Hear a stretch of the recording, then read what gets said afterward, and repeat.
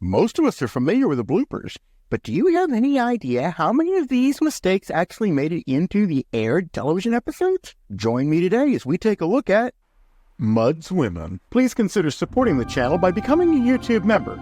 It's only 99 cents a month, and even that little amount can make a big difference.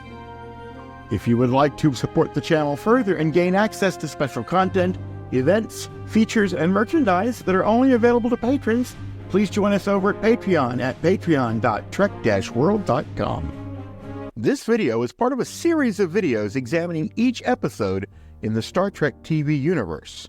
Each video will examine the mistakes, misconceptions, and urban legends around a specific Star Trek episode. You can click the link on the screen or simply go to bloopers.trek-world.com for the complete YouTube playlist. Okay, so the first thing we're going to take a look at here is something that I found a little odd in the episode. Remember, these women were beamed out just seconds before their ship exploded. They were facing certain death, and they were caught in a transporter beam, fully posed, and waiting for their public. Now, in this scene, we get two continuity errors for the price of one.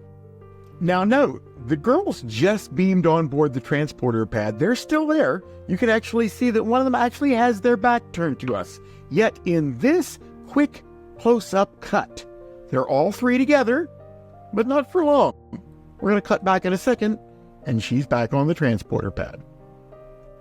But we're not done, because she's not the only one who's been moving around.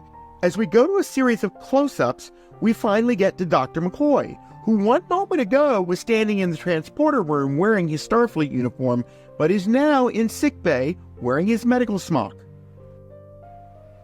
Okay, so as a Star Trek fan, we've been taught pretty much from childhood that star dates are fictional dates.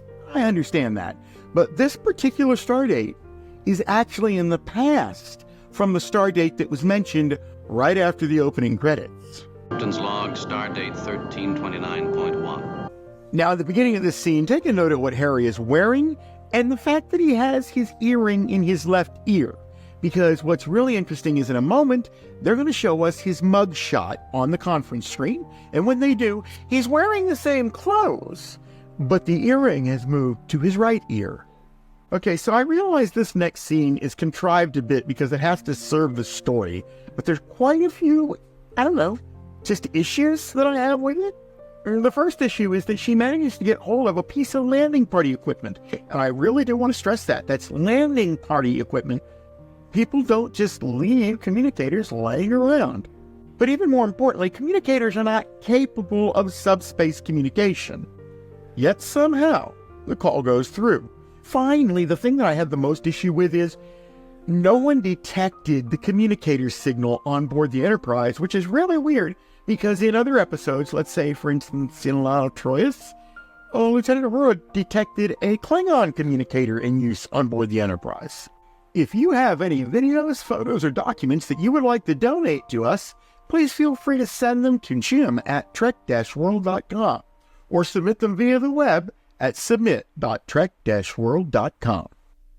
Now, this next sequence of scenes is just a little bit awkward in today's world, so what you're seeing right here are the three supposed normal states of these three women, what they look like normally every day. But the message that is sort of uncomfortable here is that they're actually telling us subliminally that normal people, well, this is kind of what they look like. So much for my self-esteem. And once again, the close-up gremlins pay us a visit.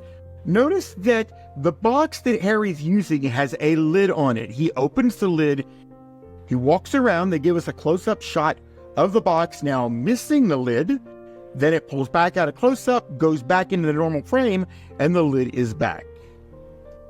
Wait a minute, didn't Kirk confine Mud to quarters earlier? And in this sequence, we revisit the self-esteem issue when we see her take the pill, which actually makes her beautiful again, even though it doesn't really contain anything in it. So it's a placebo effect, or so they say.